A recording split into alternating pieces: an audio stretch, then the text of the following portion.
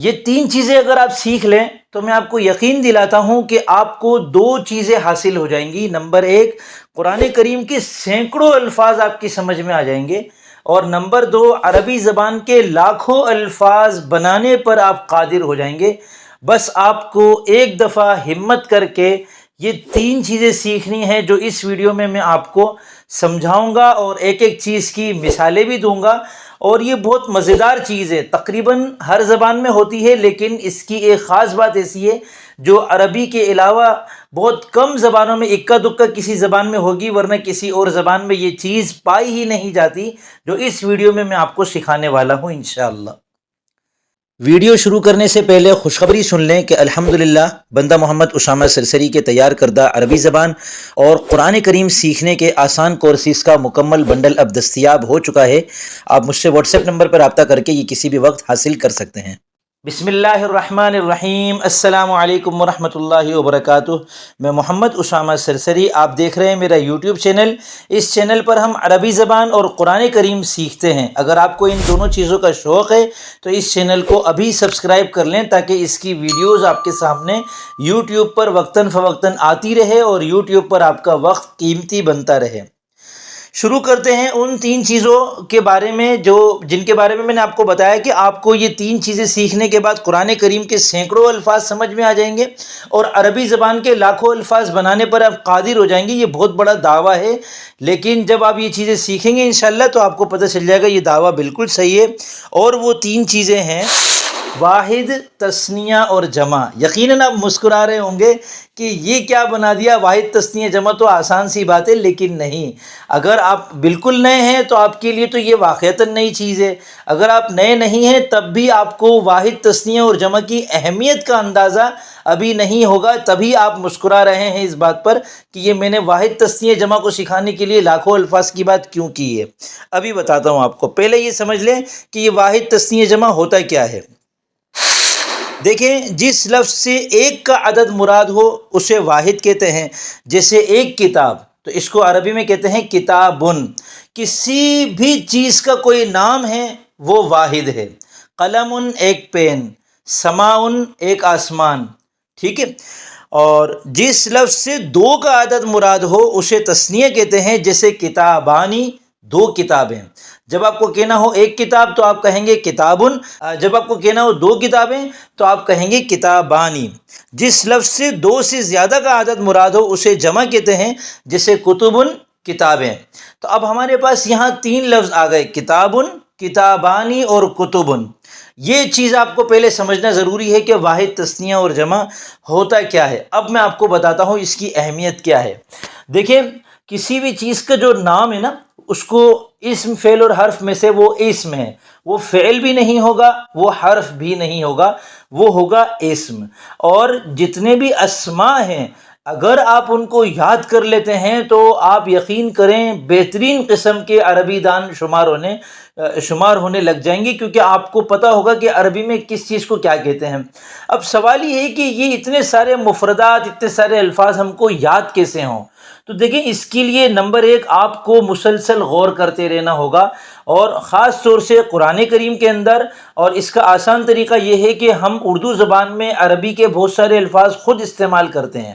اب دیکھیں یہ والا جملہ دیکھیں، ہم اردو زبان میں عربی خود عربی کا لفظ ہے کہ بہت سارے الفاظ بھی عربی کا لفظ ہے، استعمال کرتے ہیں، استعمال بھی عربی کا لفظ ہے۔ تو اس ایک چھوٹے سے جملے کے اندر میں نے آپ کو بتا دی کہ تین لفظ عربی کے ہیں، لفظ بھی عربی کا لفظ ہے۔ تو یہ عربی میں آپ کو بہت سارے الفاظ ایسے ملیں گے جو اردو میں آپ بہت آسانی سے استعمال کرتے ہیں۔ آپ کتاب استعمال کرتے ہیں، آپ قلم استعمال کرتے ہیں، آپ پتہ نہیں کون کون سے الفاظ ہیں جو آپ سوچنے لگیں گے، غور کرنے لگیں گے تو آپ حیران رہ جائیں گے کہ بے شمار عربی کے الفاظ تو آپ کو ویسے ہی پتہ ہیں۔ پھر اگر آپ اللہ کی دین سے، اللہ کے فضل سے حافظ قرآن ہیں، اور اگر نہیں بھی ہیں تو آپ کو قرآن کریم کی چھوٹی صورتیں، بہت ساری آیتیں، ربنا والی اور ربی والی بہت ساری دعائیں، مسنون دعائیں، صبح شام کی دعائیں، بہت ساری چیزیں جو عربی کی آپ کو یقیناً یاد ہوں گی ایک مسلمان ہونے کے ناطے۔ تو آپ یہ دیکھیں کہ اردو کا کون سا لفظ ہے جو ان میں سے جو آپ کو یاد ہے ان میں موجود ہے، تو یوں آپ کو پتہ چل جائے گا کہ اردو کا یہ والا لفظ یہ عربی کا لفظ ہے۔ تو اس کا مطلب یہ ہوا کہ واحد الفاظ کا بہت بڑا ذخیرہ آپ کے پاس پہلے سے موجود ہے۔ دوسرے نمبر پر آپ کو یہ ذخیرہ حاصل کرنا ہے ترجمہ قرآن کے ذریعے سے۔ آپ روزانہ یقیناً قرآن کریم کو تھوڑا تھوڑا سمجھ رہے ہوں گے، تو وہاں جس لفظ کی عربی جو ہو تو آپ کو وہاں سے واحد الفاظ کا ذخیرہ جمع کرنا ہے۔ تیسرے نمبر پر آپ کو اپنے پاس ڈکشنری لازمی رکھنی ہے، ایک اردو سے عربی اور ایک عربی سے اردو، اور آپ وقتاً فوقتاً اس کے اندر دیکھتے رہیں کہ اس لفظ کو کیا کہتے ہیں، عربی کے اس لفظ کا کیا ترجمہ ہے اور اردو کے اس لفظ کو عربی میں کیا کہتے ہیں۔ اور اب تو آن لائن ڈکشنریاں اتنی ساری موجود ہیں، آپ کی بورڈ کے اندر کام کرتے ہوئے بھی اس کو اگر لینگویج میں ٹرانسلیٹ کر دیتے تو آپ کے پاس عربی کا لفظ آ جاتا ہے۔ تو اب عربی الفاظ کا ذخیرہ آپ حاصل کرنا کوئی مشکل نہیں رہا۔ اب سنیں وہ لوجک جو میں نے آپ کو اس ویڈیو کے شروع میں بتائی کہ جب آپ کے پاس واحد الفاظ کا ذخیرہ آ چکا ہے تو اب آپ ان تمام کے تمام ذخیرے کو دگنا کر سکتے ہیں اس کی تثنیہ بنا کر۔ تو آپ کو صرف تثنیہ بنانے کا قاعدہ سمجھنا ہے۔ اگر آپ نئے ہیں تو تثنیہ بنانے کا قاعدہ آپ کے لیے دلچسپ ہوگا، اور اگر آپ پرانے ہیں، آپ کو تثنیہ بنانے کا قاعدہ پہلے سے پتہ تھا، تو آج اس کی اہمیت کو سوچ لیں، اس کی اہمیت کا اندازہ کر لیں کہ عربی زبان میں فرض کر لیں عربی میں 10 لاکھ الفاظ ہیں، تو اگر آپ تثنیہ بنانے کا قاعدہ سمجھ جاتے ہیں تو آپ کے پاس 20 لاکھ الفاظ ہیں۔ فرض کر لیں قرآن کریم کے اندر یہ جو 80,000 کے لگ بھگ الفاظ ہوتے ہیں، اب اس میں اسم بھی ہے، فعل بھی ہے، حرف بھی ہیں، حروف کی تعداد تو کم ہے لیکن وہ استعمال بہت زیادہ ہوتے ہیں، تو یوں اگر مقررات کو نکال کے ہم فرض کر لیتے ہیں قرآن کریم کے اندر 30,000 اسماء ہیں، تو ان 30,000 کی تثنیہ آپ بنا کر آپ اپنے پاس 60,000 کا ذخیرہ کر سکتے ہیں۔ تو آپ کو یقیناً اب سمجھ میں آ گیا ہوگا کہ ویڈیو کے شروع میں جو میں نے بتایا تھا وہ بالکل صحیح بات تھی۔ اب تثنیہ بنانے کا قاعدہ کیا ہے کہ کسی بھی واحد کے آخر میں الف اور نون کا اضافہ کر دیں، نون کے نیچے لگا دیں زیر، کتابن کو بنا دیں کتابانی، 2 کتابیں۔ اسی طرح پھر اس کے اندر ایک صورت اور بنتی ہے کتابینی، اس کا ترجمہ بھی ہے 2 کتابیں، یعنی الف اور نون مکسور یا پھر یا ساکن اور نون مکسور لگا کر تثنیہ بناتے ہیں۔ اب آپ کے ذہن میں سوال پیدا ہو رہا ہوگا کہ کتابانی کب استعمال ہوتا ہے اور کتابینی کب استعمال ہوتا ہے، تو اس کا تعلق عربی گرامر کے ساتھ ہے، اس میں آپ کو مختصراً بتا دیتا ہوں، پھر آپ اس کو عربی گرامر سے جوڑ لیجئے گا جب آپ اس کو اپنے وقت پہ پڑھیں گے کہ کتابانی حالت رفعی ہے یعنی مرفوع ہے، اور کتابینی حالت نصبی اور جری ہے یعنی منصوب اور مجرور ہے۔ تو عربی زبان کی جو گرامر ہے اس میں مرفوعات، منصوبات اور مجرورات ہم اپنے وقت میں پڑھتے ہیں کہ مرفوعات 8 ہیں، منصوبات 12 ہیں، مجرورات 2 ہیں۔ تو جو 8 مرفوعات ہیں جیسے مبتدا، خبر، فاعل وغیرہ، جب تثنیہ کا صیغہ مبتدا بنے گا تو مرفوع بنے گا کتابانی بولیں گے، اور خبر بنے گی تو کتابانی بولیں گے، فاعل بنے گا تو کتابانی بولیں گے۔ لیکن جب یہ منصوبات میں سے ہوگا مفعول بھی، مفعول فی، مفعول لہو، مفعول معہو، مفعول مطلق، حال، تمیز، مستثنی وغیرہ، تو پھر اس صورت میں ہم اس کو کتابینی بولیں گے۔ اسی طرح یہ مجرورات میں سے ہو یعنی اس سے پہلے حرف جر ہو تو ہم کہیں گے علی الکتابین، فی الکتابین، اور اگر اس سے پہلے مضاف ہو تو بھی ہم کہیں گے کتابین۔ ٹھیک ہے، تو یہ کتابانی اور کتابینی بنانے کا قاعدہ سیکھنے کی وجہ سے آپ عربی زبان کے لاکھوں الفاظ از خود بنانے پر قادر ہو چکے ہیں، آپ مانیں یا نہ مانیں۔ آگے ہم چلتے ہیں، تیسری چیز ہے جمع۔ جمع کا کیا مطلب ہے؟ 2 سے زیادہ۔ اب میں نے آپ کے سامنے شروع میں ایک دعویٰ یہ بھی کیا تھا کہ عربی زبان کے علاوہ یہ چیز بہت کم زبانوں میں ہے، تو میرے خیال میں اکا دکا شاید کسی زبان میں ہوگی کہ اس میں تثنیہ ہو، زیادہ تر زبانوں میں واحد اور جمع ہے، اردو میں بھی واحد اور جمع ہے، انگریزی میں بھی غالباً واحد اور جمع ہے، تثنیہ نہیں ہے۔ تثنیہ کے لیے ہم 2 بولتے ہیں، انگریزی میں 2 بولتے ہیں، لیکن عربی میں ہم کتابانی اور کتابینی بولتے ہیں۔ تو یہ جو تثنیہ والا کانسیپٹ ہے یہ عربی میں ہے اور شاید ایک آدھ زبان میں اور ہوگا۔ پھر تیسرے نمبر پر آتی ہے جمع، یعنی 2 سے زیادہ کو عربی میں جمع کہتے ہیں۔ تو جن زبانوں میں تثنیہ نہیں ہے ان میں 1 سے زیادہ کو جمع کہتے ہیں، اور عربی زبان میں 2 سے زیادہ کو جمع کہتے ہیں۔ ٹھیک ہے، اب یہ دیکھیں کہ جمع کی 2 تقسیمیں ہیں، جمع سالم، جمع مکسر، جمع قلت، جمع کثرت۔ ان دونوں کو الگ الگ سمجھاتا ہوں۔ جمع سالم اور جمع کثرت، جمع مکسر یہ ہے، جمع سالم کا مطلب ہے وہ جمع جس میں واحد کا وزن سالم یعنی سلامت رہے، جیسے مسلمن کی جمع مسلمون۔ اب لفظ مسلم کے اندر کوئی توڑ پھوڑ نہیں کی، بس آخر میں واو اور نون کا اضافہ کر کے اس کو مسلمون کر دیا، تو واحد کا وزن چونکہ سلامت ہے اس لیے اس کو جمع سالم کہتے ہیں۔ اس کے مقابلے میں آتی ہے جمع مکسر، وہ جمع جس میں واحد کا وزن سلامت نہ رہے، ٹوٹ جائے، جیسے کتابن ہے، اس کی جمع کتابون نہیں ہے، بلکہ اس کی جمع ہے کتبن۔ اب کتابن میں کاف کے نیچے زیر ہے، کتبن میں کاف پر پیش آ گیا، کتاب میں کاف کے بعد تا ہے، تا پر زبر ہے کتاب میں، اور کتبن میں تا پر پیش ہے، پھر تا کے بعد کتاب میں الف ہے اور کتب میں وہ الف غائب ہو گیا، تو یوں واحد کا وزن تہس نہس ہو گیا اور ٹوٹ گیا، یعنی زبر زیر کی تبدیلیاں اور حروف کے اندر کچھ کمی بیشی، تو اس کو کہتے ہیں واحد کا وزن ٹوٹ جانا، اس جمع کو جمع مکسر کہتے ہیں۔ جمع کی دوسری قسم کون سی ہے؟ اس سے پہلے یہ سمجھیں کہ یہ جو جمع سالم ہے اس کی دو قسمیں ہیں، جمع مذکر سالم، جمع مؤنث سالم۔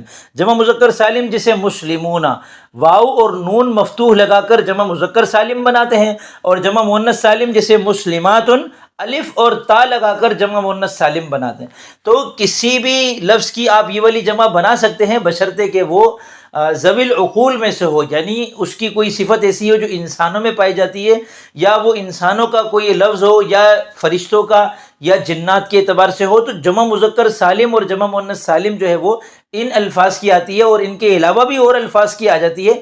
اب مثال کے طور پر آپ اسم فاعل، اسم مفعول وغیرہ کی جو گردان صرف میں پڑھتے ہیں، ان میں آپ دیکھیں گے کہ فاعل فاعلان فاعلون، مفعول مفعولان مفعولون، یہاں دیکھیں تثنیہ بنانے کا قاعدہ بھی چل رہا ہے، جمع بنانے کا قاعدہ بھی چل رہا ہے، اور اسی قاعدے کے تحت جمع مذکر سالم بن رہی ہے، اور جمع مؤنث سالم فاعلۃ فاعلتان فاعلات، فاعلات جمع مؤنث سالم ہے، ٹھیک ہے۔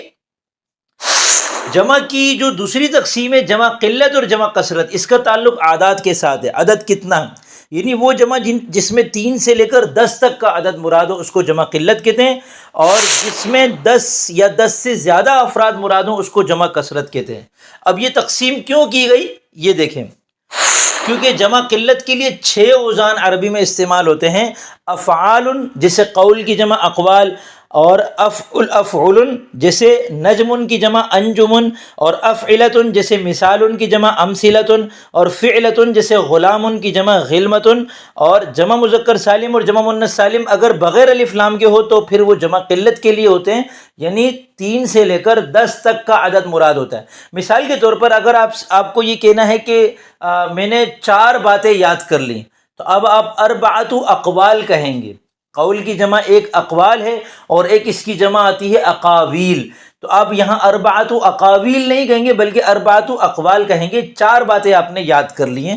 تو 3 سے لے کر 10 تک کا عدد اگر مراد ہو تو اس میں پھر جمع قلت کا وزن استعمال ہوتا ہے، لیکن ہمیشہ یاد رکھیں کہ اس کا تعلق لغت سے ہے، آپ کو لغت میں دیکھنا پڑے گا کہ کس لفظ کی کون سی جمع مستعمل ہے، جمع قلت کے 6 اوزان میں سے کون کون سا وزن استعمال ہوتا ہے اور کون کون سا وزن استعمال نہیں ہوتا، اسی طرح جمع قلت کا وزن اس کا آتا بھی ہے یا نہیں آتا، ٹھیک ہے۔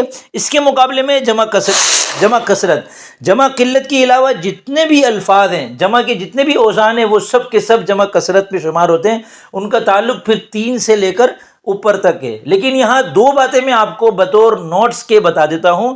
نمبر 1 کہ جمع سالم پر اگر الف لام داخل ہو تو وہ جمع کثرت ہو جاتی ہے، جیسے المسلمون اور المسلمات۔ اور دوسری اہم ترین بات یہ ہے کہ جمع قلت اور جمع کثرت کبھی کبھار ایک دوسرے کے لیے استعمال ہو جاتے ہیں، جب ایسا آپ کو نظر آئے تو آپ گھبرائیے گا نہیں کہ یہ تو بتایا گیا تھا کہ جمع قلت کا وزن ہے اور یہاں تو یہ 16 چیزیں مراد ہو رہی ہیں، اور یہاں پر جمع قلت کی بجائے جمع کثرت کی بجائے جمع قلت کا وزن آ رہا ہے، اور جمع کثرت کے لیے جو ہے وہ 7 چیزیں ہیں اور یہاں پر وزن جو ہے جمع کثرت کا آیا ہوا ہے، تو گھبرائیے گا نہیں، ایک دوسرے کے لیے بھی استعمال ہو جاتے ہیں، مگر یہ جو قاعدہ بتایا گیا ہے یہ عمومی طور پر استعمال کرنے کے لیے اکثر اوقات اس کو ملحوظ رکھا جاتا ہے، ٹھیک ہے۔ اب اس سبق کا کام یہ ہے کہ آپ نے سبق میں پیش کردہ جتنی بھی چیزیں آپ نے اس سبق میں پڑھ لی ہیں، ان میں سے ہر ایک کی ایک مثال قرآن کریم سے تلاش کریں اور نیچے کمنٹ میں پیش کریں کہ یہ واحد ہے، یہ تثنیہ ہے، یہ جمع مکسر ہے، یہ جمع سالم ہے، یہ جمع قلت ہے، یہ جمع کثرت ہے۔